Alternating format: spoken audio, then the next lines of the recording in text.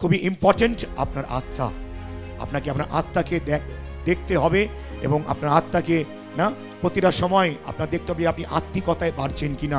Hallelujah. আমি কেন বলছি আত্মা ইম্পর্টেন্ট, কেন আমার প্রিয় ভাই বোনেরা, শয়তান কিন্তু আপনার আত্মাকে অ্যাটাক করে। মানুষ কখন মৃত? যখন মানুষের শরীরে আত্মা নেই। মানুষ কখন মৃত? যখন মানুষের শরীরে আত্মা নেই। আত্মা যেই বেরিয়ে যাবে মানুষের শরীর শেষ, পুরো রক্ত শুকিয়ে যাবে, কোনো অক্সিজেন থাকবে না, কোনো লাংস, কোনো হার্ট কিছু কাজ করবে না, সব বন্ধ হয়ে যাবে। ইম্পর্টেন্ট হচ্ছে আত্মা, এবং সে আত্মা আসে স্বর্গ থেকে। পৃথিবীতে আত্মা বানে না। শরীর শরীরকে জন্ম দেয়, আত্মা আত্মাকে জন্ম দেয়। আপনি আগের সপ্তাহে শুনেছেন না, শরীর মানুষকে জন্ম দিচ্ছে, কিন্তু মানুষ কিন্তু আত্মাকে জন্ম দেয় না। আত্মাকে জন্ম দিচ্ছে একমাত্র ঈশ্বর। যখনই আপনার জীবনে স্বর্গ রাজ্য নামবে, একটা লড়াই হবে, একটা যুদ্ধ হবে আপনার জীবনে। কিসের যুদ্ধ? যখন ঈশ্বরের রাজ্য নামবে, তখন ঈশ্বরের রাজ্য আপনার জীবনে যখন প্রবেশ করবে, তখন শয়তানের রাজ্যকে উখড়িয়ে ফেলে দেবে। আজকে বিষয়টা খুবই সুন্দর। কেন সকাল থেকে আমার সঙ্গে যেটা ঘটছিল, যেটা হচ্ছে আমি অন্য কিছু ভাবছি, আমি আজকে প্রচার করব, কিন্তু ঈশ্বর কন্টিনিউ আমাকে এই বিষয়টা যে আমি এখন বলবো, এই বিষয়টা কন্টিনিউ আমাকে বলে যাচ্ছে। কিন্তু ঈশ্বর আমাকে সকাল থেকেই নানারকমভাবে, নানারকম বিষয় দ্বারা, জিনিস দ্বারা আমাকে একই জায়গায় ঈশ্বর আমাকে বোঝাবার চেষ্টা করছে যে না, আজকে চার্চে এই বিষয়টা খুবই ইম্পর্ট্যান্ট প্রচার করা। হালেলুয়া। আমার প্রিয় ভাই বোনেরা, আপনি ঈশ্বরকে, আপনার বিশ্বাস বাড়বে। আপনার বিশ্বাস দ্বারা বাইবেল বলে পাহাড় সরবে, বিশ্বাস দ্বারা চমৎকার হয়, বিশ্বাস দ্বারা উদ্ধার হয়, বিশ্বাস দ্বারা আপনার জীবনে আপনি নতুন পথে, নতুন জীবনে চলেন। কিন্তু আমার প্রিয় ভাই বোনেরা, বিশ্বাস মজবুত হয় ঈশ্বরের বাক্য দ্বারা। তো এই জন্য খুবই গুরুত্বপূর্ণ বাক্যের সময় যাতে আপনি একদম স্থির থাকেন। আপনার আত্মাকে স্ট্রং রাখতে গেলে, আপনার আত্মাকে সুন্দর রাখতে গেলে, আপনার আত্মাকে ঈশ্বরের সঙ্গে কানেক্টেড রাখতে গেলে, আমার প্রিয় ভাই বোনেরা, আপনাকে দরকার আছে ঈশ্বরের বাক্য। আমাদের প্রত্যেকের জীবনে ফোকাস হওয়া উচিত, কিভাবে আমি আমার আত্মাকে সুন্দর রাখতে পারি, মজবুত রাখতে পারি, শক্তিশালী রাখতে পারি। আমরা তো প্রত্যেকে নিজের শরীরকে দেখি। শরীর কমজোর হয়ে গেলে আমরা নানা রকম খাবার খাই, না শরীর কমজোর হয়ে যাচ্ছে, অনেকে ওষুধ খাচ্ছি, অনেকে পাউডার কনজিউম করছি, নানা রকমের ফল খাচ্ছি, নানা রকম ভালো মন্দ জিনিস খাচ্ছি, তাতে আমি শক্তিশালী হতে পারি, শরীরে আমি চলতে পারি, কাজকর্ম করতে পারি। কিন্তু আমার প্রিয় ভাই বোনেরা, খুবই গুরুত্বপূর্ণ, খুবই ইম্পর্টেন্ট আপনার আত্মা। আপনাকে আপনার আত্মাকে দেখতে হবে এবং আপনার আত্মাকে না প্রতিটা সময় আপনার দেখতে হবে আপনি আত্মিকতায় বাড়ছেন কিনা। আমি কেন বলছি আত্মা ইম্পর্টেন্ট, কেন আমার প্রিয় ভাই বোনেরা, শয়তান কিন্তু আপনার আত্মাকে অ্যাটাক করে। মানুষ কখন মৃত? যখন মানুষের শরীরে আত্মা নেই। মানুষ কখন মৃত? যখন মানুষের শরীরে আত্মা নেই। আত্মা যেই বেরিয়ে যাবে মানুষের শরীর শেষ, পুরো রক্ত শুকিয়ে যাবে, কোনো অক্সিজেন থাকবে না, কোনো লাংস, কোনো হার্ট কিছু কাজ করবে না, সব বন্ধ হয়ে যাবে। ইম্পর্টেন্ট হচ্ছে আত্মা, এবং সেই আত্মা আসে স্বর্গ থেকে। হালেলুয়া। পৃথিবীতে আত্মা বানে না। শরীর শরীরকে জন্ম দেয়, আত্মা আত্মাকে জন্ম দেয়। আপনি আগের সপ্তাহে শুনেছেন না, শরীর মানুষকে জন্ম দিচ্ছে, কিন্তু মানুষ কিন্তু আত্মাকে জন্ম দেয় না। আত্মাকে জন্ম দিচ্ছে একমাত্র ঈশ্বর। হালেলুয়া। যদি ঈশ্বর যদি আত্মাকে জন্ম দিচ্ছে, আপনাকে আমাকে, আত্মা যেখান থেকে এসছে, সেই আমার আত্মাকে বা আপনার আত্মাকে ঈশ্বরের সঙ্গে কানেক্টেড থাকতে হবে বা কানেক্টেড রাখতে হবে। হালেলুয়া। তবে আমার আর আপনার আত্মা জীবিত থাকবে, এবং আত্মা জীবিত থাকে, আত্মা মজবুত থাকে ঈশ্বরের বাক্য দ্বারা। আমার বিষয়টা খুবই সুন্দর, খুবই সাধারণ, কিন্তু যত আমি এই বিষয় নিয়ে প্রার্থনা করছি সকাল থেকে, প্রভু আরও সুন্দর বিষয়গুলো জানাচ্ছে আমাকে। বিষয়টা হচ্ছে প্রভুর শেখানো প্রার্থনা। প্রভুর প্রার্থনা মতি 6:9-13। আর আমরা প্রত্যেক সানডে, প্রত্যেক দিন আমাদের নিজেদের ঘরেতে আমরা করি এই প্রার্থনা। আমাদের অনেকের মুখস্থ আছে। চার্চ যখন আমরা শেষ করি, তখন আমরা এই প্রার্থনা বলেই আমরা শেষ করি। অনেকের মুখস্থ, অনেকে আমরা জানি না, কিন্তু আজকে জেনে নিন এই প্রার্থনা, আজকে শিখে নিন কিভাবে আপনাকে আমাকে এই প্রার্থনা করতে হবে। খুবই গুরুত্বপূর্ণ। বাইবেলে প্রভু এই প্রার্থনা শেখাচ্ছে, এই মতনভাবে শুধুমাত্র শেখাচ্ছে না, কিন্তু এই প্রার্থনা আপনাকে একটা স্তরে নিয়ে যাবে। এই প্রার্থনা আপনাকে ঈশ্বরের রাজ্যের জন্য আপনাকে তৈরি করবে। এই প্রার্থনা আপনাকে গড়ে তুলবে, যাতে আপনি ঈশ্বরের রাজ্যে অংশ হতে পারেন। তো কোনো মতে যিশু এমনি বলে দেয়নি, ঠিক আছে? কোনো মতে যিশু এমনি না তোমাকে বলতে হবে এই প্রার্থনা, তোমাদেরকে আমি বলছি, এমনি বলে দেয়নি। এই প্রার্থনার পিছনে অনেক কিছু শেখার আছে আমার প্রিয় ভাই বোন। আর আমি দেখি অনেকে যারা আমরা জানি মুখস্থ, আমরা অনেকে এই প্রার্থনা নিয়ে হড়বড়াই। কিন্তু আমার প্রিয় ভাই বোনেরা, এই প্রার্থনা খুবই ইম্পর্টেন্ট। এবং যারা আমরা জানি না, শিখিনি এখনো পর্যন্ত, এটাকে শেখাও খুবই গুরুত্বপূর্ণ। আর এটাকে প্রত্যেক দিন, এটাকে অন্তত একদিন বলা খুবই গুরুত্বপূর্ণ। অন্তত দিনে একবার বলা এই প্রার্থনা খুবই গুরুত্বপূর্ণ। এবং শুধু বলা না, আপনাকে প্রার্থনার প্রতিটা ওয়ার্ড বুঝে বুঝে বলতে হবে। কেননা প্রত্যেকটা সেন্টেন্স, প্রত্যেকটা লাইনে কিছু না কিছু আশীর্বাদ লুকিয়ে আছে, কিছু না কিছু নূতনীকরণ লুকিয়ে আছে। যদি আমি শুরু করি, মথি লিখিত সুসমাচার 6:9-13 পড়ছি আমি। অতএব তোমরা এই মতন প্রার্থনা করিও। প্রভু বলছে তার শিষ্যদেরকে বা আমাদেরকে বলছে, অতএব তোমরা এই মতন, এই ধরনের তোমাদের প্রার্থনা হওয়া উচিত। মানুষ আগে সাধারণত আমি দেখেছি অনেককে শুধু আগে চাই ঈশ্বর দাও, শুধু দাও ঈশ্বর। কিন্তু অ্যাকচুয়ালি প্রার্থনার শুরু কিভাবে হওয়া উচিত দেখুন, হে আমাদের স্বর্গস্থ পিতা। যদি আমি ফার্স্ট লাইন, আমি লাইন বাই লাইন আপনাকে আমি চাই আমি বোঝাতে আপনাকে, কিন্তু বলি হে আমাদের স্বর্গস্থ পিতা, তার মানে কি? আমি যখন এই প্রার্থনা করছি, আমি নিজের মধ্যে এসে অঙ্গীকার করছি আমার পিতা স্বর্গে আছে, উপরে আছে, উপরে স্থানে আছে। এবং শুধুমাত্র সে স্বর্গে না, সে স্বর্গে বিরাজমান। এবং আমরা জানি স্বর্গ, মর্ত, এই পৃথিবীর সমস্ত কিছু সে ঈশ্বরের সৃষ্টি। যখনই আমি বলছি হে আমাদের স্বর্গস্থ পিতা, তখন আমি স্বর্গের দিকে তাকাচ্ছি। স্বর্গের দিকে তাকিয়ে আমি আমার পিতাকে ডাকছি।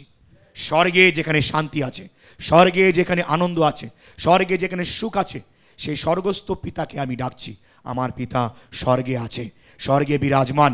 এবং শুধুমাত্র না, কোনো ঈশ্বর বলছে না, এখানে বলছে স্বর্গস্থ পিতা। স্বর্গস্থ পিতা, সে আমাদের পিতা। আমার জগতিক বাবা মা হতে পারে, কিন্তু আমাদের আত্মিক পিতা আছে, এই জগতের পিতা আছে।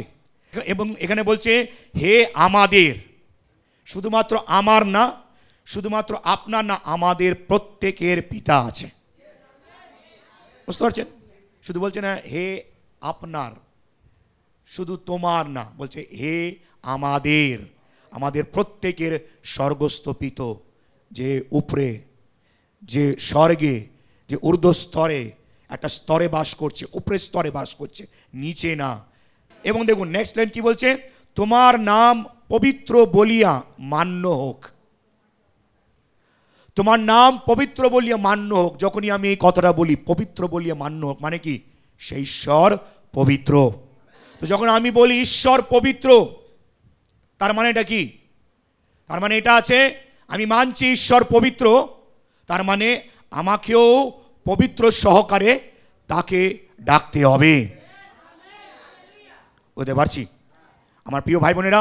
অপবিত্রতা, আপনি যতবার ঈশ্বরের সন্তানেরা, যতবার আপনি দেখবেন বাইবেলে পড়বেন, ঈশ্বরের সন্তানেরা যতবার নাশ হয়েছে বা হেরেছে, বা অন্য জাতি বা অন্য সাম্রাজ্যের নিচে তারা অধীন হয়ে গেছে, বা অন্য সাম্রাজ্য তাদেরকে বন্দী করে, যতবার এই সমস্ত কিছু আপনি বাইবেলে পড়েন, এই সমস্ত কিছুর কারণ হচ্ছে অপবিত্রতা, পাপ, ঈশ্বরের বিরুদ্ধে কাজ করা, অনাজ্ঞাকারী হওয়া, এই সমস্ত বিষয়। তোমার প্রিয় ভাই বোনেরা, যখনই আমি এই প্রার্থনা করি, আমার শুরু হচ্ছে স্বর্গস্থ পিতা যে স্বর্গে আছে। এবং সে স্বর্গস্থ পিতা কে? সে পবিত্র। এবং আমি আপনি যখন আমি মুখ থেকে বলবো বা ডাকবো, তার মানে আমি অঙ্গীকার করছি আমার পিতা পবিত্র, এবং সঙ্গে সঙ্গে আমি এই মতন এইভাবে নিজেকে প্রেজেন্ট করছি যে হ্যাঁ আমিও নিজেকে পবিত্র করতে চাই বা আমি নিজেকে পবিত্র বানাচ্ছি। একটা অপবিত্র মানুষ যোগ্য না স্বর্গস্থ পিতাকে ডাকার। বুঝতে পারছেন কিনা? যখন আমি বলি তোমার নাম পবিত্র বলিয়া মান্য হোক, ইসরায়েলের লোকেরা যতবার সমস্যায় পড়েছে বা বন্দী হয়েছে, সমস্ত কিছু ছিল তাদের অপবিত্রতার কারণ। অপবিত্রতায় আপনি শুনেছেন আগের সপ্তাহে 40 বছর তারা ভটকিয়েছে জঙ্গলের মধ্যে, একই জায়গায়। আপনি যদি ম্যাপ দেখেন না, যখন আপনি বাইবেল পড়বেন এবং দেখবেন বাইবেলের পিছনে দেখবেন, আমি জানি না অনেক বাইবেল পিছনে থাকে, ম্যাপ দেখবেন যেখানে তারা ভটকাচ্ছিল, তারা শুধুমাত্র গোল গোল ভটকাচ্ছে, গোল গোল গোল গোল গোল গোল। 40 বছর লাগে না কানান দেশে পা দিতে, 40 বছর মোটেও লাগে না। কিন্তু যেহেতু তারা অপবিত্র ছিল, যেহেতু তারা ঈশ্বরের আজ্ঞা মানেনি বলে তারা শুধু ভটকাচ্ছিল, কোনো মতে তাদেরকে ঈশ্বর ঢুকতে দেয়নি সে কানান দেশে, সে আশীর্বাদের দেশে কোনো মতে ঈশ্বর ঢুকতে দেয়নি। কেননা তারা না ঈশ্বরের কথা মানছিল না, অপবিত্রতায় চলছিল, না রকম পাপ ব্যভিচার তাদের মধ্যে ছিল। তারপরে বলছে, নেক্সট লাইন বলছে, তোমার রাজ্য আসুক। স্টেপ বাই স্টেপ অনেকে আমরা বলে দিই, কিন্তু এইভাবে যখনই আপনি প্রার্থনা করবেন, আপনার প্রার্থনার বোঝাটা, এই প্রার্থনাকে আপনি এইভাবে বুঝে প্রার্থনা করুন। স্বর্গস্থ পিতা, আমাদের স্বর্গস্থ পিতা, তার নাম পবিত্র বলে মান্য হোক। এবং সেকেন্ড, আমি এবারে ডাকছি, আমি এবারে বলছি, ঈশ্বর তোমার রাজ্য আসুক। তার মানেটা কি? যখন আমি বলছি তোমার রাজ্য আসুক, তার মানে আমি ঈশ্বরের রাজ্য, পবিত্র রাজ্য, সাম্রাজ্যকে, স্বর্গ রাজ্যকে আমি বলছি তোমার রাজ্য আসুক। এবার যখন আমি এই প্রার্থনা করছি, খুব ইম্পর্টেন্ট আমার প্রিয় ভাই বোনেরা, আপনার প্রস্তুতি খুব ইম্পর্টেন্ট। আপনি যখন ঈশ্বরের রাজ্যকে ডাকছেন, আমার প্রশ্ন হচ্ছে, আপনি কি ঈশ্বরের রাজ্যের জন্য প্রস্তুত? আপনি কি প্রস্তুত ঈশ্বরের রাজ্যের জন্য? ঈশ্বরের রাজ্য কিভাবে চলে? ঈশ্বরের রাজ্যে কোনো অপবিত্রতার জায়গা নেই। ঈশ্বরের রাজ্যে অন্য কোনো সংসারিক লোক, সংসারিক জিনিসের জায়গা নেই। ঈশ্বরের রাজ্য বা ঈশ্বরের রাজ্যে বা স্বর্গের রাজ্যে স্বর্গদূতেরা কি করছে হয়তো ভাবুন। এখন স্বর্গদূতেরা কি করছে হয়তো ভাবুন। তাদের কাজই এইটা, ঈশ্বরের আরাধনা করা, ঈশ্বরের কাজ করা। আমরা জানি ঈশ্বরের কাজ অনেক অনেক অনেক দূতেরা করেছে। গাব্রিয়েল তাদের মধ্যে একজন, না ঈশ্বরের সমাচার লোকদেরকে দিত, আমরা জানি। তো স্বর্গদূতের কাজ হচ্ছে ঈশ্বরের আরাধনা করা, ঈশ্বরের কাজ করা, ঈশ্বরের বাধ্য সন্তান হওয়া। তোমার রাজ্য আসুক। যতবার আমি প্রার্থনা করি ঈশ্বর রাজ্য আসুক, আমার প্রিয় ভাই বোনেরা, আপনাকে আমাকে ঈশ্বরের রাজ্যের জন্য প্রস্তুত থাকতে হবে। আমি কি বললাম? এই প্রার্থনা হচ্ছে আপনাকে প্রস্তুত করা, বা এই প্রার্থনা হচ্ছে আপনাকে তৈরি করা, যাতে আপনি ঈশ্বরের রাজ্যে অংশ হতে পারেন। এর মানেটা কি? ঈশ্বর আপনার জীবনে তার স্বর্গ রাজ্যকে নামাতে চায়। আপনি আগের সপ্তাহে কি শুনলেন? স্বর্গের রাজ্যে সেই প্রবেশ করতে পারবে বা সেই দেখতে পারবে যার নতুন জন্ম হবে।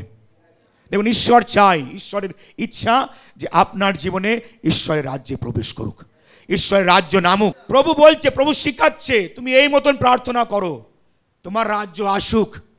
তার মানে কি?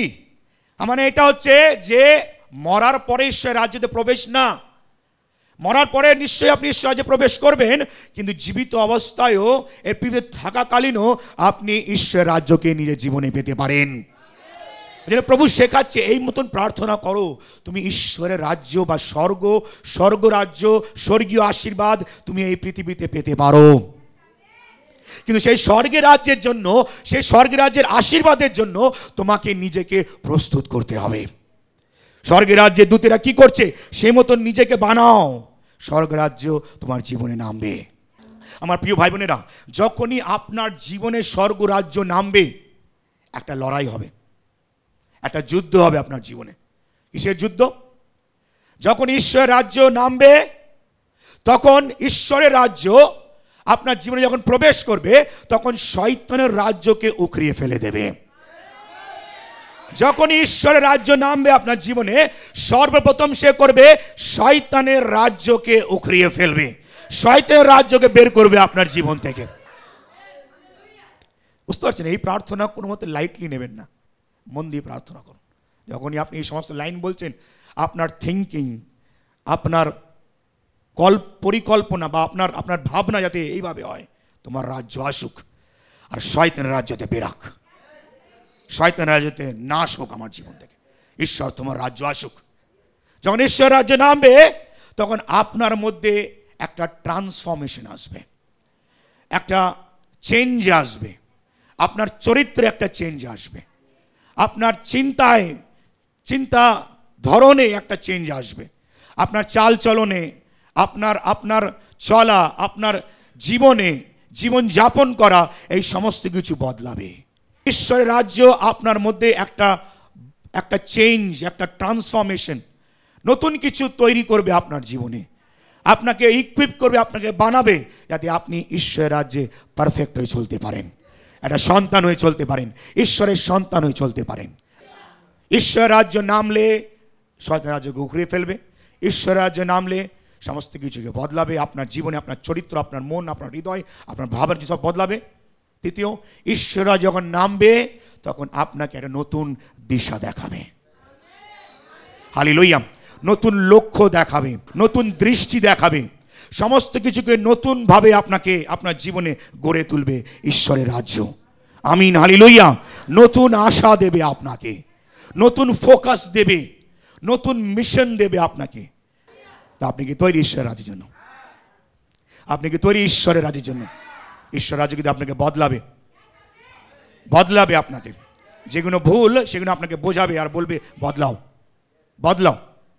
যেন আপনি স্টেপ বাই স্টেপ ফলো করবেন, তখন দেখবেন আপনাকে নতুন একটা দৃষ্টি দেবে, নতুন দিশা দেবে আপনার জীবনের জন্য। তারা কি বলছে? তোমার ইচ্ছা সিদ্ধ হোক। দেখুন, বুঝতে পারছি এবারে আপনাকে, তোমার ইচ্ছা সিদ্ধ হোক। যখন ঈশ্বরের রাজ্য আপনার জীবনে নামবে, তখন আপনাকে আমার মধ্যে সে অঙ্গীকার হওয়া উচিত যে তোমার ইচ্ছা আমার জীবনে সিদ্ধ হোক। তুমি যা চাও সেটা যাতে হোক, সেটা আমাদের প্রত্যেকের জীবনে হোক। হালেলুয়া! প্রত্যেকের জীবনে সিদ্ধ হোক। তুমি যেভাবে তুমি চালাতে চাও, সেই মতনভাবে তুমি চালাও আমাদের জীবনকে। আমিন, হালেলুয়া! যেমন স্বর্গে তেমনি পৃথিবীতে হোক। তোমার রাজ্য যেরকম স্বর্গে, তোমার ইচ্ছা যেমন স্বর্গে, তুমি যেমন রাজত্ব করছো স্বর্গে, সেইভাবে তুমি রাজত্ব করো এই পৃথিবীতে। হ্যাঁ, আমি চাই ঈশ্বর তুমি রাজত্ব করো, কেন এই পৃথিবীতে শয়তান মানুষকে নাশ করছে, শয়তান মানুষকে পরিচালনা করছে, শয়তান মানুষকে নানা রকম খারাপ পথে, খারাপ দৃষ্টিতে নিয়ে যাচ্ছে। তোমার রাজ্য আসুক, তুমি তোমার কন্ট্রোল নাও এই পৃথিবীর উপরে। হালেলুয়া! লোকেরা নাশ হয়ে যাচ্ছে, তুমি লোকেদেরকে বাঁচাও, তুমি আমাকে বাঁচাও, তুমি আমার পরিবারকে বাঁচাও, আমার চার্চ পরিবারকে বাঁচাও। আমিন, হালেলুয়া! তুমি কন্ট্রোল করো, তুমি তোমার হাতে দায়িত্ব নাও। ঈশ্বর, আমার পরিবারের দায়িত্ব নাও, আমার চার্চের দায়িত্ব নাও, এই পৃথিবীর দায়িত্ব তুমি নাও। ঈশ্বর, এই পৃথিবী তুমি কন্ট্রোল করো। এই পৃথিবী মানুষ মারা যাচ্ছে, নানা রকম সমস্যায় ভুগছে, তুমি জীবন দাও যাতে মানুষ আর সমস্যা নিয়ে থাকে। তুমি কন্ট্রোল করো। এই পৃথিবীতে মানুষ নানা রকম পাপ করছে, মানুষকে তুমি পাপ থেকে বের করো, বোঝাও, সঠিক পথ, সঠিক দৃষ্টি তুমি দেখাও। আমিন, হালেলুয়া! হালেলুয়া! হালেলুয়া! তোমার ইচ্ছা যেমন স্বর্গে তেমনি পৃথিবীতেও পুরো হোক। তুমি যেভাবে স্বর্গ চালাচ্ছ, তুমি আমার জীবনকে চালাও, আমার পরিবারকে চালাও, আমার চার্চকে চালাও, এই শহরকে তুমি চালাও। তোমার ইচ্ছা যেরকম স্বর্গে, তোমার স্বর্গদূতেরা যেমন তোমার ইচ্ছা শোনে মানে, সেরকম তোমার দূতের মতন হতে চাই। আমি প্রতিটা মুহূর্তে তোমার সমস্ত ইচ্ছাকে নিজের জীবনে আমি মানতে চাই, তোমার আজ্ঞাকারী সন্তান হয়ে চলতে চাই। আমিন, হালেলুয়া! আপনি অলরেডি শুনেছেন আগের সপ্তাহে, কালকে, যে মানুষ আজ্ঞাকারী সে ধার্মিক, এবং সেই ধার্মিক লোক ঈশ্বর রাজ্যে প্রবেশ করতে পারে। প্রভু, আমি আপনাকে আগে সাথে বললাম, প্রভু ব্যাপটিজমের, প্রভু যে জলে ডুবে যে ব্যাপটিজম নিল, প্রভুর কোনো দরকার ছিল না।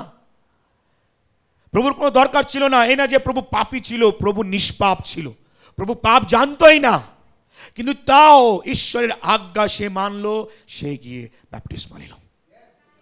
তার মধ্যে কোনো পাপ ছিল না, সে কোনো দোষ করেনি, তাও সে আমাদের দোষ, আমাদের পাপ নিজের কাঁধে নিল। সে পাপকে জানতো না, বাইবেল বলছে সে পাপকে জানতো না, তাও সে আমাদের পাপ, সে নিষ্পাপ ছিল, তাও সে আমাদের পাপ নিজের কাঁধে নিল এবং আমাদেরকে পবিত্র করলো, আমাদেরকে যোগ্য করলো। সে আমাদের জন্য পাপী হলো আর সে নিজেকে ক্রুশে সমর্পণ করলো। বুঝতে পারছেন?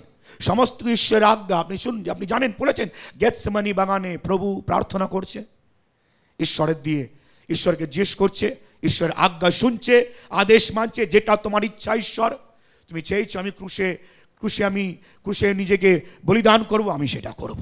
ঈশ্বরের আজ্ঞা সে মানলো বলে সে আজ স্বর্গে ঈশ্বরের ডান পাশে, দক্ষিণ পাশে সে বিরাজমান আছেন। তোমার ইচ্ছা সিদ্ধ হোক আমার জীবনে, তুমি যা চাও সেটা যাতে আমার জীবনে পুরো হোক, সেটাতে আমি করি। আমিন। কতজন বুঝতে পারছি আমরা এই প্রার্থনাটাকে? জোরে বলি হালেলুয়া। আমি আমার পড়ছি, হে আমাদের স্বর্গস্থ পিতা, তোমার নাম পবিত্র বলিয়া মান্য হোক, তোমার রাজ্য আইসুক, তোমার রাজ্য আইসুক, তোমার ইচ্ছা সিদ্ধ হোক, যেমন স্বর্গে তেমনি পৃথিবীতে হোক। আমিন হালেলুয়া। তো এখনো পর্যন্ত আমরা এই পুরো না ভাগটা শুনলাম। এবার আমি যদি বলি, আমাদের এই প্রার্থনা দুটো ভাগ আছে, ঠিক আছে? দেখুন, প্রথম ভাগ আমি আপনাকে বললাম, হে আমাদের স্বর্গস্থ পিতা, তোমার নাম পবিত্র বলিয়া মান্য হোক, তোমার রাজ্য আইসুক, তোমার ইচ্ছা সিদ্ধ হোক, যেমন স্বর্গে তেমনি পৃথিবীতেও। এবার দেখুন, দেখুন হলুদ গুণকে দেখুন, আমি না মার্ক করেছি, তোমার নাম, তোমার রাজ্য, তোমার ইচ্ছা। বুঝতে পারছেন? দেখুন, এটা একটা ভাগ। এই প্রার্থনার দু ভাগ আছে। এক ভাগ, এটা হচ্ছে প্রথম ভাগ, যেখানে দেখুন সমস্ত কিছু তোমার নাম হোক, তোমার রাজ্য আসুক, তোমার ইচ্ছা সিদ্ধ হোক।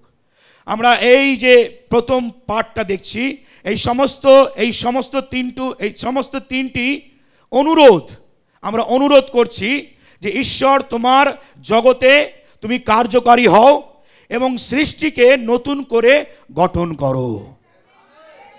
আমিন হালেলুয়া। যখনই আমি এই ভাগ পর্যন্ত প্রার্থনা করব, দেখুন, তোমার নাম, তোমার রাজ্য, তোমার ইচ্ছা, তোমার নাম, তোমার রাজ্য নামক, তোমার ইচ্ছা, যখনই আমি প্রার্থনা করি, এটা আমার বিনতি, এইটা আমার অনুরোধ যে ঈশ্বর এই জগতে বা আমার জীবনে তোমার কার্যকারী শুরু হোক, বা তোমার কার্য শুরু হোক এবং সৃষ্টিকে বা আমাকে তুমি নতুন করে গঠন করো, নতুন করে তুমি আমাকে বানাও। হালেলুয়া। যখন ঈশ্বর রাজ্য, যখন ঈশ্বর ইচ্ছা আমার জীবনে চলবে, এই পৃথিবীতে চলবে, এই রাজ্যে চলবে, এই চার্চে চলবে, তখন ঈশ্বর সমস্ত কিছুকে নতুন করে বানাবে, নতুন করে তুলে ধরবে। বুঝতে পারছি? এবারে সেকেন্ড ভাগটা কি? দ্বিতীয় অংশ কি বলছে? এই দ্বিতীয় অংশ হচ্ছে ঈশ্বরের কাছে সাহায্য প্রার্থনা। এবারে যে অংশটা আমি এবারে পড়বো, এটা হচ্ছে আমার নিজের জন্য সাহায্য প্রার্থনা, যাতে আমি সেই নতুন সৃষ্টিতে বা সেই নবীনকরণে অংশ হতে পারি। আমিন হালেলুয়া।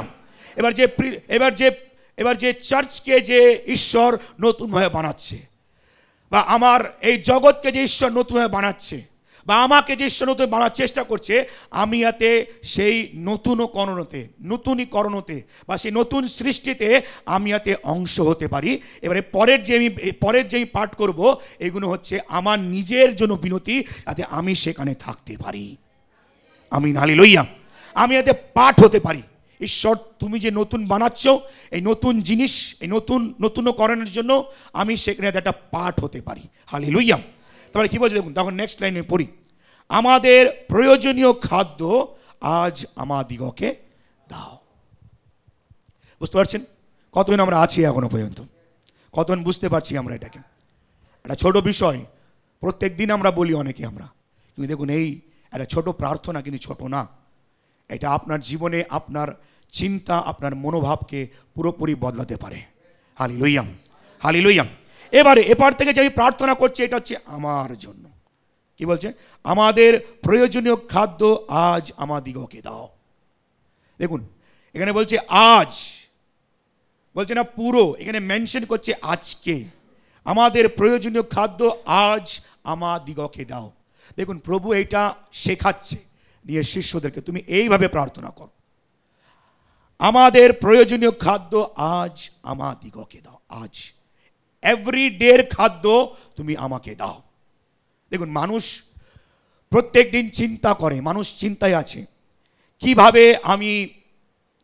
কিভাবে আমি বাঁচব, প্রত্যেক দিন আমি কিভাবে সারভাইভ করব, কিভাবে আমি বাঁচব।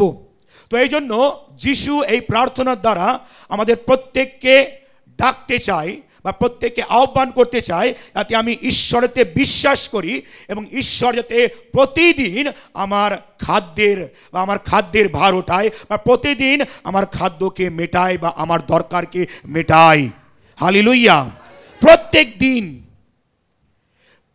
প্রভু উৎসাহিত করছে এই প্রার্থনার দ্বারা, বা আমাদেরকে প্রত্যেককে ডাকছে যাতে আমরা প্রত্যেক দিন যাতে আমরা বিশ্বাস করি যে ঈশ্বর আমার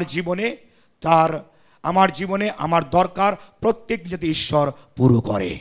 যদি আমি উদাহরণ দিই, আপনারা প্রত্যেকে জানেন যখন ইসরায়েল জাতি যখন মিশর দেশ থেকে যখন বেরায়, এবার তাদের যখন খিদে লাগে তখন কি হয়? ঈশ্বর কি করে? খাদ্য কোথা থেকে জোগাড় করে? আকাশ থেকে মান্না বা রুটি পড়ে। বুঝতে পারছি আপনাকে? দেখুন ঈশ্বর চাইলে 7 দিনের রুটি একবারে পাঠাতে পারত, তাই তো? যদি 6 দিনের এবং 7 দিনের রুটি 6 দিনে পাঠাতে পারে, বুঝতে পারছি আপনাকে? 6 দিনের এবং 7 দিনের রুটি 6 দিনে পাঠাতে পারে। কেন? 6 দিন রুটি আসতো, 7 দিনে কোনো রুটি নামতো না। তো 6 দিনে 7 দিনের রুটি একবারে নেমে পড়তো। কিন্তু না, প্রথম দিনে রুটি নামতো, দ্বিতীয় দিনে রুটি নামতো, কিন্তু শুধুমাত্র 6 দিনে 2 দিনে রুটি নামতো। বুঝতে পারছি আপনাকে? তো ঈশ্বর চাইলে একবারেই করতে পারতো সেটা, কিন্তু ঈশ্বর প্রত্যেক দিন শিডিউল রাখছে। কেন?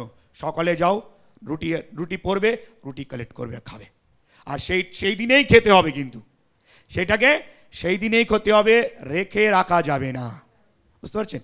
শুধুমাত্র 6 দিনের রুটি এবং মাংস আপনি তারপরের দিন খেতে পারতেন, কিন্তু 2 দিনই ইউজ করবেন, তারপরের দিন আর ইউজ করতে পারবেন না। রেখে দিলে কি হতো? খারাপ হয়ে যেত, গন্ধ মারত। বুঝতে পারছেন কিনা? তার মানেটা কি? ঈশ্বর চায় যাতে আমি প্রতিদিন ঈশ্বরকে মনে করি, প্রতিদিন আমি ঈশ্বরের উপরে ডিপেন্ডেন্ট থাকি, যে আমার ভোজন দেনে আলা আমার ঈশ্বর, আমার দরকার পুরো করনে আলা আমার। হালেলুয়া। আমি এতে প্রতিদিন ডিপেন্ডেন্ট থাকি, মনে করি, প্রত্যেক দিন ঈশ্বরকে ডাকি। বুঝতে পারছেন? যদি একবারেই সব যদি প্রভু দিয়ে দিল, ধরুন 7 দিন, 1 মাসের খাওয়া ঈশ্বর দিয়ে দিল তাদেরকে, তারা ঈশ্বরকে ভুলে যেত। বুঝতে পারছি আপনাকে? তো অনেক সময় আমাদের জীবনে ঈশ্বর একবারে সমস্ত দিয়ে দেয় না। কেন? অনেক সময় একবারে সমস্ত দিয়ে দিলে মানুষ ঈশ্বরকে ভুলে যাবে। এখানে বলছে আমাদের প্রয়োজনীয় খাদ্য আজ আমাদিগকে দাও। তার মানে এটা কি? আমরা প্রত্যেক দিন ঈশ্বরকে অনুসরণ করি, প্রত্যেক দিন ঈশ্বরের মহিমা করি, প্রত্যেক দিন ঈশ্বরের ধন্যবাদ দিই, প্রত্যেক দিন ঈশ্বরকে ডাকি, প্রভু তুমি আজকের খাদ্য তুমি আমাকে দাও, আজকের ভোজন তুমি আমাকে দাও। শুধু তুমি দিতে পারো, আর কেউ না। শুধু তুমি জোগাড়দাতা, আর কেউ না। ঈশ্বর চায় এটা শুনতে। ইয়েস, ঈশ্বর চায় আমি প্রত্যেক দিন তাকে আহ্বান করি। বুঝতে পারছেন? একদিন আমাকে জিজ্ঞেস করেছিল, আরে ঈশ্বর তো সব পারে, ঈশ্বর কেন 1 মাসের খাদ্য একবারে দিয়ে দিল না? দেবে না। 1 মাসের খাদ্য দিয়ে দিত, মানুষ ভুলে যেত, 1 মাস পর মনে করতো। আমরা অনেকে এইটাই করি না আজকে? আমরা মানুষের মনোভাব এরকমই, 1 মাস ধরে অসুস্থ, 1 মাস ধরে প্রার্থনা করে যাচ্ছি, প্রভু চাঙ্গা দাও, প্রভু চাঙ্গা দাও, প্রভু চাঙ্গা করো, প্রভু চমৎকার করো। যেই প্রভু চমৎকার করে দিল, বাস ভুলে গেলাম। আবার যখন রোগ হবে আবার মনে করব। এটাই হচ্ছে সমস্যা আমাদের সঙ্গে, এটাই হচ্ছে সমস্যা। মানুষ ভুলে যায়, প্রার্থনা করতে ভুলে যায়। সব কিছু ভুলুন, প্রার্থনা করতে ভুলবেন না। কালকে আমি ওই ভাইদের সাথে কথা বলছিলাম, ওর মধ্যে একজন ভাই বলছিল রাতের প্রার্থনা আমি ভুলে যাই। বলে খুবই ডেঞ্জারাস বিষয়। তুমি খেতে ভুলে যাও, ঘুমাতে ভুলে যাও, কিছু করতে ভুলে যাও, কিন্তু প্রার্থনা করতে ভুলো না। ঈশ্বর যে আপনাকে আশীর্বাদ দেবে, সে বাইবেলে পরিষ্কার বলছে আমি জ্বলনশীল ঈশ্বর। আমি জ্বলনশীল ঈশ্বর। তার মানে কি? আমি ঈশ্বর চাই যে তুমি প্রত্যেক দিন আমাকে ডাকো, তার বিনিময়ে আমি তোমাকে আশীর্বাদ করব, তার বিনিময়ে তোমার জীবনকে আমার যাচ্ছে তা করে দেবো। যা ছোট জীবন ছিল আরো বড় করে তুলবো, যা ভেঙে গেছিল আরো গড়ে তুলবো, আরো আশীর্বাদে নিয়ে যাব। কিন্তু ঈশ্বর চায় যাতে আমি আপনি ঈশ্বরের আরাধনা করি এভরিডে তাকে ডাকি, এভরিডে তার আরাধনা করি, এভরিডে তার মহিমা করি, এভরিডে ধন্যবাদ দিই। তুমি যোগানদাতা, তুমি চমৎকার করতে পারো, তুমি মিরাকল করতে পারো। আজ আমি যে বেঁচে আছি তোমার জন্য। ঈশ্বর চাইতে প্রত্যেক সকালে আপনি বলেন, হ্যাঁ আজ আমি যে নতুন সকাল দেখেছি তোমার জন্য, আজ আমি যে খাদ্য খেতে পাচ্ছি তোমার জন্য। হালেলুয়া। এই জন্য লিখছে ওখানে, প্রভু বলছে এইভাবে প্রার্থনা করো, কাল না পরশু না, আজ আমাদিগকে দাও। তুমি আজ প্রত্যেকের আজ টুডের কথায় তুমি যাতে মনে রাখো, প্রত্যেক দিন আপনাকে প্রত্যেক দিন ফোকাস করতে হবে। আমি কালকে প্রার্থনা করি, সেটা কালকে। আজকে প্রার্থনা করেছেন, ফোকাস করুন এটা। এভরিডে আমাকে ফোকাস করতে হবে ঈশ্বরের উপরে। কোনো জায়গা নেই, কোনো অজুহাতের জায়গা নেই, এ ছিল ও ছিল। আমি বললাম খাওয়া খেতে ভুলে যান, ঘুমাতে ভুলে যান, কিন্তু ঈশ্বরকে ভুলবেন না। ঈশ্বরকে প্রত্যেক দিন আহ্বান করুন, প্রত্যেক দিন ডাকুন, প্রত্যেক দিন মহিমা করুন। জোরে বলি হালেলুয়া। কতজন আছি আমরা? ভাল লাগছে শুনতে? শিখতে পারছেন? তারপরে কি বলে দেখুন, আর আমাদের অপরাধ সকল ক্ষমা করো, যেমন আমরাও আপন আপন অপরাধীকে ক্ষমা করিয়াছি। দেখুন কি বলছে, আর আমাদের অপরাধ সকল ক্ষমা করো, যেমন আমরাও আপন আপন অপরাধীকে ক্ষমা করিয়াছি। এটা খুবই সিম্পল, আমরা বুঝতে পারছি। আমাদের অপরাধ তখনই ক্ষমা হবে যখন আমরা মানুষের অপরাধ ক্ষমা করব। হালেলুয়া। তার মানে কি? আমাদেরকে খুবই নম্র, আমাদেরকে সেই মতনভাবে মানুষকে ক্ষমা করতে হবে, নিজের প্রতিবেশীকে, নিজের শত্রুকে, সমস্তকে ক্ষমা করতে হবে। তাহলেই ঈশ্বর আমাদের বিরুদ্ধে আমাদের যা পাপ, আমাদের যা অপরাধ, সে সমস্ত কিছুকে কি করবে? ক্ষমা করবে। আপনি যদি বলেন আমি ওকে ক্ষমা করবো না, আমার শত্রু, তো ঈশ্বরের কাছে হাজারো জিনিস আছে আপনার বিরুদ্ধে বলার জন্য। ঈশ্বরের কাছে হাজারো জিনিস আপনাকে না প্রতিটা মিনিট পিন পয়েন্ট করার জন্য আপনার অপরাধ। তাই ঈশ্বর বলছে আমি তোমাকে ক্ষমা করবো না। আমাকে তোমার কাছে 10টা থাকতে পারে, ও তোমার শত্রু, এই কারণে 10টা কারণ সে শত্রু। ঈশ্বর বলে আমার কাছে 1000 কারণ আছে তোমাকে না ক্ষমা করার। তাই কি? ঈশ্বর ক্ষমা করতে চায়, কিন্তু আগে আমাকেও শিখতে হবে যাতে আমিও ক্ষমা করি। প্রভুকে মানুষ মেরেছে, রক্ত বেয়েছে, বেজ্জতি করেছে। আপনি জানেন এমন থিওলজিনস বলে কথাটা, যে প্রভুকে এতটা মারা হয়েছিল, এইভাবে মারা হয়েছিল, এইভাবে তার রক্ত শরীর থেকে বেরাচ্ছিল, এতটা প্রচণ্ড পরিমাণে তার শরীরে আঘাত ছিল যে তার পাশের মানুষ না কাছের মানুষও তাকে চিনতে পারছে না। এইভাবে মারা হয়েছে, বুঝতে পারছেন? মারা হয়েছে, ক্রুশ বহন করে নিয়ে গেছে, সারা রাস্তায় রক্ত, সেভাবে তাকে ক্রুশে টাঙানো হয়েছে, লটকি রাখা হয়েছে। আমরা আগের সপ্তাহে শুনবো আমরা ক্রুশের পাওয়ার অফ দ্য ক্রস, ক্রুশের শক্তি আপনার জীবনে কি করতে পারে, বুঝতে পারছেন? আগের সপ্তাহে আমরা প্রস্তুতি শুরু করবো গুড ফ্রাইডের। আগেকার সময় যখন মানুষকে ক্রুশে লটকানো হতো, তারা হার্ডলি 2 থেকে 3 দিন মানুষ ক্রুশে লটকিয়ে জীবে থাকতো।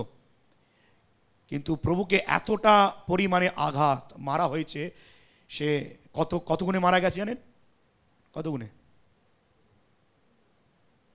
3 ঘন্টা?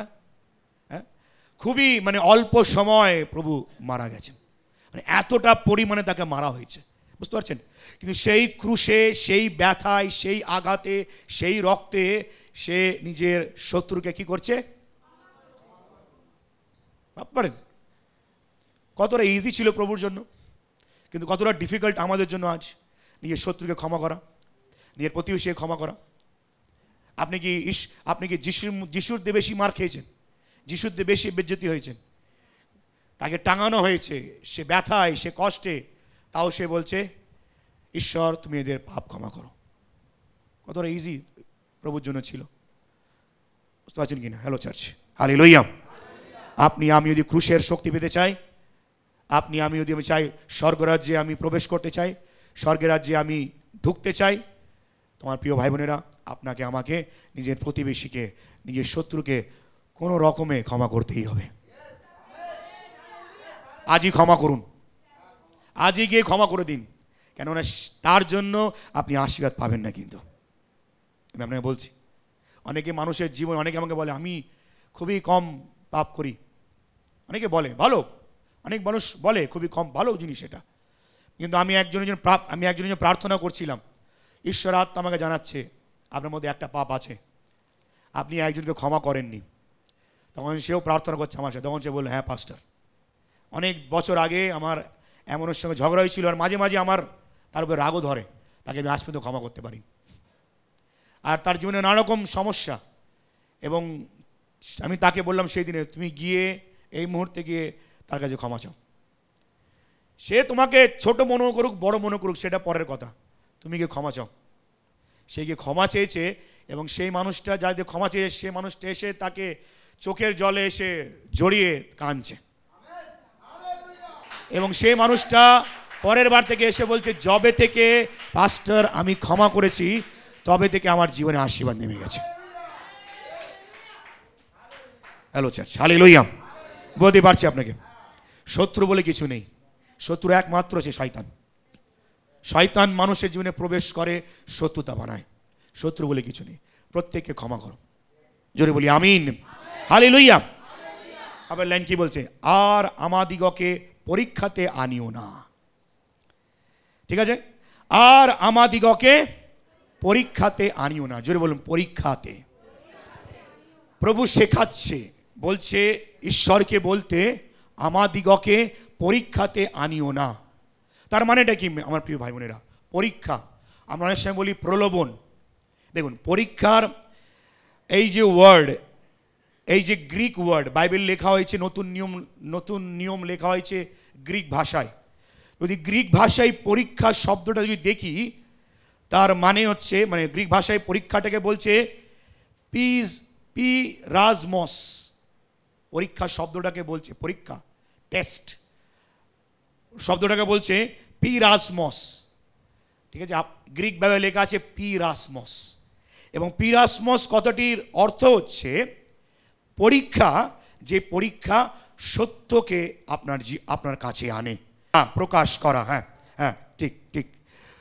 এটা এই যে পরীক্ষা আমরা শুনছি, আর আমাদিগকে পরীক্ষাতে আনিও না, গ্রিক ভাষায় যদি পরীক্ষাটাকে দেখি তার মানে হচ্ছে, বলছে এটা এমন পরীক্ষা যেটা সত্যকে প্রকাশ করে, আপনি জেনুইন কি না এটা পরীক্ষা। বুঝতে পারছেন? অনেক সময় আপনি বলেন না, অনেকে বলে যে আমার বস আমাকে পরীক্ষা নিচ্ছে, আমি ঠিকমতো কাজটা করতে পারবো কিনা। বুঝতে পারছি আপনাকে? আমার বস আমাকে পরীক্ষা নিচ্ছিল আমি কাজটা করতে পারবো কিনা। তো যখন করে গেছে আমার বস খুবই খুশি হয়ে গেছে। বুঝতে পারছেন? তো এইটা ওই পরীক্ষার কথা বলছে। কিন্তু এখানে আমি আমি আমি আমি আসছি কেন বারণ করছে এতে। কিন্তু আমার প্রিয় ভাই বোনেরা, ঈশ্বর আমাদের জীবনে এরকম অনেক পরীক্ষা নেয়। বুঝতে পারছেন? আপনি আপনি আপনি কোনো ভেবে দেখেছেন আদম আর হাওয়া, ঈশ্বরের কি দরকার ছিল গাছটাকে রাখার? বুঝতে পারছি? ঈশ্বরের কি দরকার ছিল গাছটাকে সেদিকে রাখার, যদি গাছটাকে তাদের খেতেই নেই? কখনো প্রশ্ন করেছে নিজেকে কেন ঈশ্বর গাছটা রেখেছে ওখানে? ঈশ্বর গাছটা নাই রাখতে পারতো, তারা পাপ করতোই না, আর আমরা আজ ভুগতামই না, তাই তো? কখনো ভেবেছেন কথাটা? কিন্তু ঈশ্বর জেনে বুঝে গাছটাকে রেখেছে ওইদিকে, জেনে বুঝে তাদেরকে বলেছে তোমরা খেও না। তার মানে কি ঈশ্বর তাদেরকে পরীক্ষা করছিল। বুঝতে পারছি আপনাকে? ঈশ্বর পরীক্ষা করছিল, আমি এদেরকে বলেছি দেখি এরা শোনে কিনা, এরা আমার বাধ্য সন্তান কিনা, এরা আমার বাধ্যই চলবে কিনা, ঈশ্বর দেখতে চাইছিল। বুঝতে পারছেন কিনা? হালেলুয়া। সবাই বুঝতে পারছি আমরা? তো আমাদের জীবনেও ঈশ্বর অনেক সময় এরকম পরীক্ষা করে, আমি ঈশ্বরের বাধ্য সন্তান কিনা। আমাকে সকালে একটা মহিলা ফোন করে বলছে, পাস্টার জবে দিয়ে উপবাস করছি, শয়তান আমাকে অনেক অ্যাটাক করছে। আমি তাকে কিছুদিন আগে আমি তাকে প্রার্থনা দিলাম, তখন একদম সে সঙ্গে সঙ্গে সে ঠিক হয়ে যায়। শয়তানি কার্য হচ্ছিল, শ্বাসকষ্ট হচ্ছিল, প্রার্থনা দিয়ে সঙ্গে সঙ্গে সে ঠিক হয়ে যায়। সে আমাকে বলে, পাস্টার এখন ভালো লাগছে, খুবই মনে হচ্ছে কিছু বেরিয়েছে আমার মধ্যে দিয়ে, ভালো, খুব ভালো, আমি প্রার্থনা করুন। সে আজকে আবার আমাকে ফোন করে বলছে যে হঠাৎ করে 3 দিন ধরে আমার ঘরে খুবই অশান্তি, আমার স্বামী আমাকে অনেক ভালোবাসে, আমার আমার আমার শাশুড়ি আমাকে অনেক ভালোবাসে, আমার পরিবার আমাকে অনেক ভালোবাসে, কিন্তু জানি না 3 দিন ধরে এই এত বছরে আমাদের বিবাহিত জীবনে এই 3 দিন ধরে আমাদের জীবনে খুবই সমস্যা হচ্ছে, অশান্তি হচ্ছে। আর আজকে আমার স্বামীর সঙ্গে আমার খুবই অনেক অশান্তি হয়েছে। সে আমাকে ফোন করেছে, আমি বললাম দেখুন আপনার জীবনে শয়তানের কার্য অনেক বেশি। সে আমাকে বলেছে যে আমি কখনো ব্যাপটিজম নিতে পারিনি, আমি অনেকবার নেওয়ার চেষ্টা করেছি কিন্তু শয়তান আমাকে কখনো নিতে দেয়নি। কিন্তু সে আমাকে বলেছে এইবারে পাঁচটা আমি নেবো। আমি খুবই বিশ্বস্ত, আমি কখনো উপবাস করিনি কিন্তু এইবারে উপবাস করছি আমি এই বছর, বুঝতে পারছেন? তো আমি তাকে বুঝালাম আপনি যেহেতু উপবাস করছেন, আমি তাকে চার্চেও প্রার্থনা দিয়েছি, চার্চেও তার মধ্যে শয়তান বেরিয়েছে, বলছে আমি একে উপবাস করতে দেবো না, কেন যত উপবাস করছি আমি এর জীবন থেকে জ্বলছি, আমি এর জীবন থেকে নাশ হচ্ছি, আমি একে উপবাস করতে দেবো না কোনো মতে, আমি একে মেরে দেবো। আমি বললাম মেরে দে, আমাকে মেরে দে। তখন হাসছে, কেন সে মারতে পারে না, বুঝতে পারছেন কিনা? আমি আপনাকে দেখাতে পারি সেই মানুষটাকে, আমি যদি চান বলুন আমি দেখাতে পারি, কালকেই সে আসে, সানডের দিন সে আসে, দেখাতে পারি আমি আপনাকে। তখন আমি তাকে বললাম দেখুন আপনার জীবনে শয়তান কার্য করছে, শয়তান আপনার উপবাসকে ভাঙার চেষ্টা করছে বা আপনার বিশ্বাসকে কমজোর করার চেষ্টা করছে। সে শয়তান কোনো মতে আপনার জীবনে কিছু জিনিস দ্বারা আপনাকে ভাঙার চেষ্টা করবে বা আপনার বিশ্বাসটা ভাঙার চেষ্টা করবে বা আপনার মধ্যে ভাবনা চিন্তা আনবে আমি উপবাস করছি বলেই সমস্যা হচ্ছে, কিন্তু সেটা না। উপবাস করছি বলে আপনার জীবনে সমস্যা হচ্ছে না, শয়তানের সমস্যা হচ্ছে বলেই সে আপনাকে সমস্যা করছে। কিন্তু দেখতে গেলে এটা একটাও পরীক্ষা ঈশ্বর দিক থেকে, ঈশ্বর দেখছে আপনি কতটা ধৈর্য ধরতে পারেন। হালেলুয়া। যিশুর জন্য পরীক্ষা ছিল, যিশু ধৈর্য ধরেছে, যিশু ভেঙে পড়েনি, যিশু বলেনি আমি মরবো না ক্রুশেতে। যিশুর পরীক্ষা ছিল, যিশু সে পরীক্ষা পার করেছে এবং জিতেছে এবং সে স্বর্গে আছে। হালেলুয়া। আমাদের জীবনেও অনেক পরীক্ষা আসতে পারে আমার প্রিয় ভাই বোনেরা, মানুষের দ্বারা, জিনিসের দ্বারা। এই 40 দিন অনেক পরীক্ষা আপনার জীবনে আসতে পারে। শয়তান আপনার মনে বলে খেয়ে নে না কিছু হবে না, এই মাংসটা খেয়ে নে না কিছু হবে না, একদিন খেয়ে নে, একদিন বেশি উপবাস করে নিবি, খেয়ে নে না কিছু হবে না। আপনার শত্রু আপনাকে এসে যাতা বলবে, আরে গালাগালি দিয়ে দে না, কিচ্ছু হবে না, ক্ষমা চেয়ে নিবি কালকে, ও কিছু হবে না, উপবাস ভাঙবে না তোর। শয়তান অনেক কিছু বলার চেষ্টা করবে, আপনার কানে কানে ফুসুর ফুসুর করবে শয়তান। বুঝতে পারছি আপনাকে কত না আছি আমরা। একটু চুগলি আপনি বলবেন না আমি এই 40 দিন আমি কারো বিষয়ে নিন্দা করবো না, কারো বিষয়ে ভুলভাল বলবো না, অতই দেখবেন মানুষ আসবে আপনার পাশে, অতই মানুষ আসবে এর বিষয়ে চর্চা করবে, অতই আপনার সাথে দেখবেন। আপনার হয়তো অনেক মানুষ বলে আমার চুরি, আমি মানে টাকা দেখলে আমি লোভ সামাতে পারি না, অতই দেখবেন টাকা পড়ে আছে আপনার সামনে।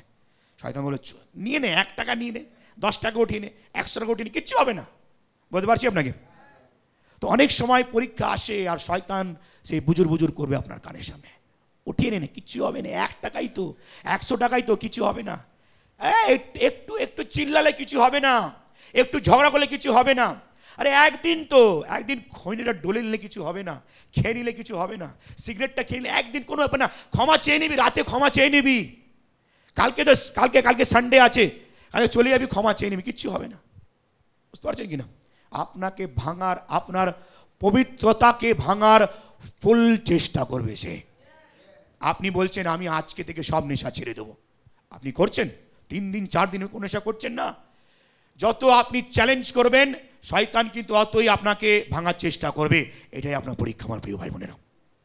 যত নিজেকে ধরে রাখবেন আমি বিশ্বস্ত আমার প্রভুতে, আমি যে ত্যাগ করছি এই ত্যাগে আমার জীবনে প্রচুর আশীর্বাদ আছে।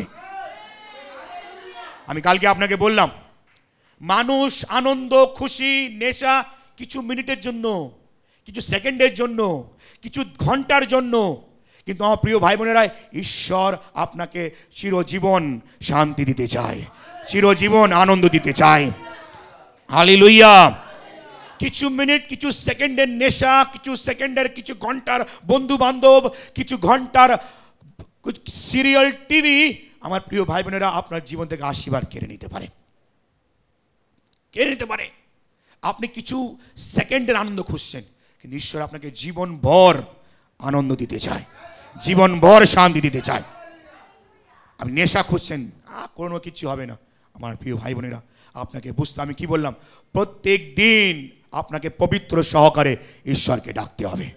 প্রত্যেক দিন আপনাকে নিজেকে যোগ্য বানাতে, প্রত্যেক দিন আপনাকে বলতে হবে, আমি তোমার যোগ্য সন্তান হয়ে চলতে চাই। হালেলুয়া, জোরে বলি হালেলুয়া। শয়তান সবসময় কানের সামনে বলবে, করে নেই না, কিছু হবে না। আদম হাওয়াকেও বলেছিল না, আদম হাওয়াকেও বলেছিল। আপনি বলতে পারেন, সাপকেও কেন ঈশ্বর বানিয়েছে? সাপকে না বানালেই হতো, সাপ তাহলে এসে কিছু বলতোই না। সমস্ত কিছু ঈশ্বরের প্ল্যানিংয়ে আছে। গাছটাও রাখা হয়েছে পরীক্ষার জন্য, সাপটাকেও পারমিশন দেওয়া হয়েছিল পরীক্ষার জন্য। মনে আছে জবের বিষয় পড়েছেন? শয়তানকে আলাও করেছে, যা পরীক্ষা নেই আমার সন্তানের। বুঝতে পারছেন কি না? তো ঈশ্বর পরীক্ষা নাই, হালেলুয়া। কিন্তু আপনাকে আমাকে ধৈর্য ধরে থাকতে হবে, বিশ্বস্ত থাকতে হবে। কিন্তু এখানে প্রভু বলছে, আর আমাদিগকে পরীক্ষাতে আনিও না। তার মানে কি? মানে ঈশ্বর আপনাকে আমাকে বলতে আছে যে বিনতি করো, ঈশ্বর পরীক্ষাতে আনিও না। কেননা অনেক সময় পরীক্ষা অনেক কঠিন হতে পারে আমাদের জন্য। বুঝতে পারছেন কিনা? হ্যালো চার্চ, জোরে বলি হালেলুয়া, হালেলুয়া। অনেক সময় পরীক্ষা আমাদের জন্য, আমাদের জীবনের জন্য ডিফিকাল্ট হতে পারে। আর সব সময় সেই ডিফিকাল্ট সিচুয়েশনে শয়তান সবসময় ইজি জিনিসটা বলবে, হ্যাঁ অত কষ্ট হচ্ছে, নেশা না করে ঠিক আছে একটু নেশা করেই নে। অনেকে বলে যে আজকে খৈনি খাইনি, তো 2 দিন ধরে খৈনি খাচ্ছে। আমাকে রীতিমতো একদিন এসে বলছে আমাকে, 3 দিন ধরে 5টার খৈনি খাইনি, আমার বুকটা না তত করছে। আমি জানি না, মনে মনে কেউ বলছে যে একটু খেয়ে নে, কিছু হবে না। বলতে পারছি আপনাকে? Hello, hallelujah, hallelujah. নেশা, বেশি করে নেশা যারা করে, নানা রকম নেশা অনেক সময় চুগলি হতে পারে, নেশা অনেক সময় ঝগড়া হতে পারে, রাগ হতে পারে। আমাদের জানি না, বিল্ডিংয়ের পিছনে একটা লোক আছে, প্রত্যেক দিন সে চিল্লায়, প্রত্যেক দিন ঝগড়া করে, প্রত্যেক দিন আপনি আওয়াজ শুনবেন। অনেক সময় বলি, আমার মারা বলে, এর ঘরের মহিলা কি করছে, প্রত্যেক দিন এ চিল্লাচ্ছে, কি পাগল নাকি? কিন্তু দেখি মানুষটা রীতিমতো কাজ করছে আরামসে, এদিক ওদিক, যেখানে আমাদের মানে কিছু দূর আগে এক জায়গায় কাজ করে যাচ্ছে, নর্মাল ব্যক্তি। মনে সে, মানে আমরা বলছি পাগল, সে পাগল না, কিন্তু তার মধ্যে একটা আদত হয়ে গেছে, প্রত্যেক দিন ঝগড়া করবে, প্রতিদিন চিল্লাবে ঘরে। Hello, hallelujah. সবাই আছে কিনা? আমরা জোরে বলি হালেলুয়া। তারপরে কি বলছে? কিন্তু মন্দ হইতে রক্ষা করো। মন্দ হইতে রক্ষা মানে এই শয়তান যে ফুসুর করছে, এই যে ভটকাচ্ছে, এই যে আমাকে না পাপে নিয়ে যাচ্ছে, এই যে আমাকে খারাপ দিশায় নিয়ে যাচ্ছে। আমি বলবো আমি প্রার্থনা করতে চাই, আমি উপবাস করতে চাই, শয়তান রেডি আপনার উপবাস ভাঙার জন্য, শয়তান রেডি আমার পবিত্রতা ভাঙার জন্য। আপনি বলছেন হ্যাঁ আমি আগের শনিবার আবার আসবো, আমি আগের সানডে আবার আসবো, যেই শুক্রবার আসছে, হ্যাঁ আপনি বলছেন আমি যাবো শনিবার চার্চে যাবো, কিন্তু যেই সকাল হচ্ছে শয়তান নানা রকম সমস্যা নিয়ে আসছে, নানা রকম লড়াই ঝগড়া, নানা রকম বন্ধুবান্ধব নিয়ে আসছে, নানা রকম প্রবলেম নিয়ে আসছে, নানা রকম কাজ নিয়ে আসছে। ঠিক আছে আজকে যাওয়া হবে না চার্চে, বুঝতে পারছেন? তাই বলছে, আর তাই বলছে শেষে বলছে কিন্তু মন্দ হইতে রক্ষা করো।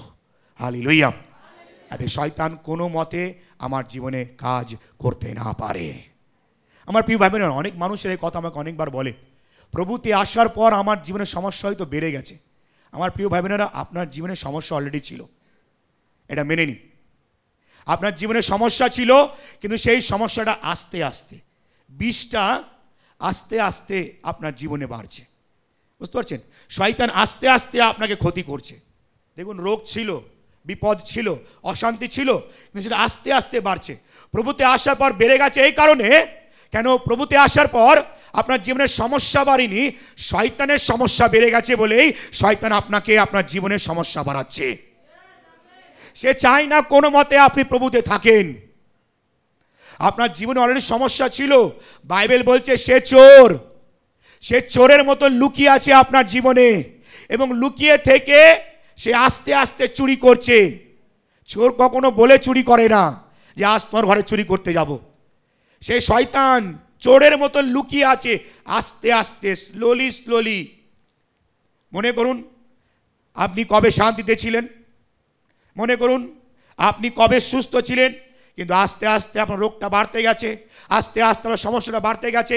একবারে সমস্যা চেপে পড়েনি, একবারে ক্যান্সার চলে আসেনি, একবারে হার্টের রোগ চলে আসেনি, একবারে আপনি ভিখারি হয়ে যাননি, কিন্তু একদিনে ভিখারি হয়ে যাননি, কিন্তু একবারে আপনি কিন্তু পড়ে যাননি, কিন্তু একদিনে কিন্তু প্যারালাইসিস নেমে পড়েননি, কিন্তু আপনার শরীরে আস্তে আস্তে সেই জিনিসগুলো এসেছে। আমার প্রিয় ভাই বোনেরা, চোর আস্তে আস্তে কার্য করছে, কিন্তু যেই মাত্র আপনি প্রভুকে জানছেন, চোরের সমস্যা হচ্ছে, শয়তানের সমস্যা হচ্ছে। তাই সে শয়তান আপনাকে এইটা বোঝার চেষ্টা করছে, প্রভুতে আসার পর তোর জীবনের সমস্যা বেড়ে গেছে, কিন্তু আপনার জীবনের সমস্যা অলরেডি ছিল।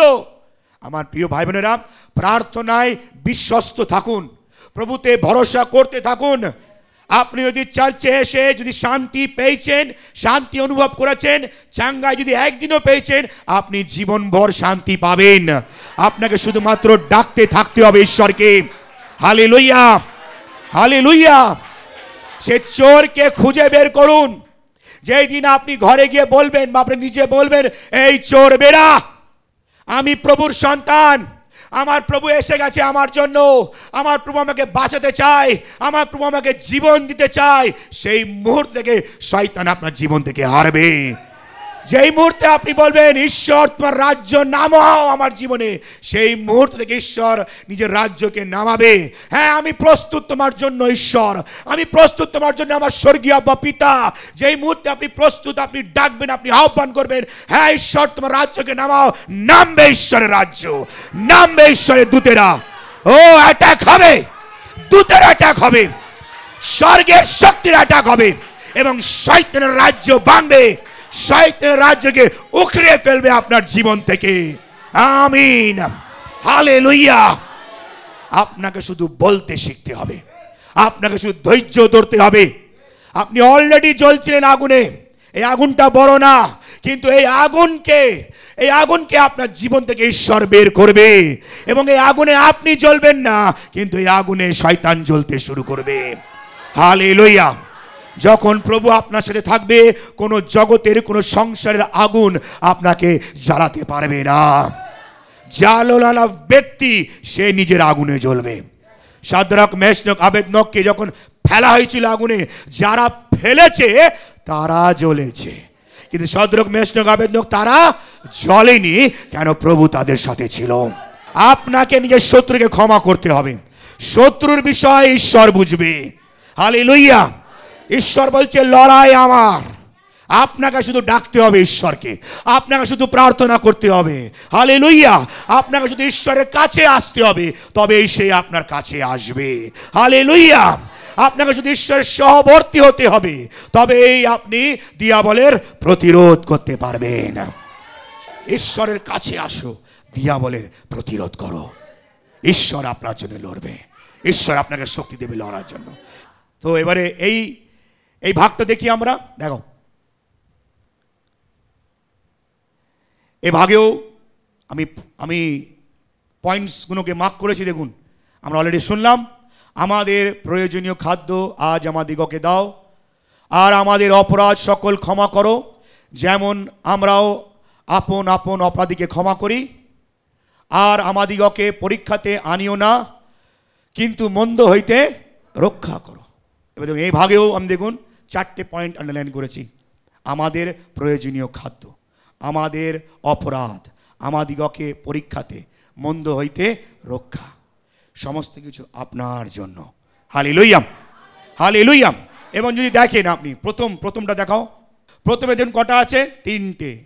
তোমার নাম, তোমার রাজ্য, তোমার ইচ্ছা। ঠিক আছে, এটা ঈশ্বরকে আমরা ডাকছি। এবং সেকেন্ডটা, আমাদের প্রয়োজনীয় খাদ্য, আমাদের অপরাধ, আমাদিগকে পরীক্ষাতে, মন্দ হইতে আমাদেরকে রক্ষা করো। সব আমাদের। তো কটা হলো অল টোটাল? 3টে, এবং এখানে 4টে।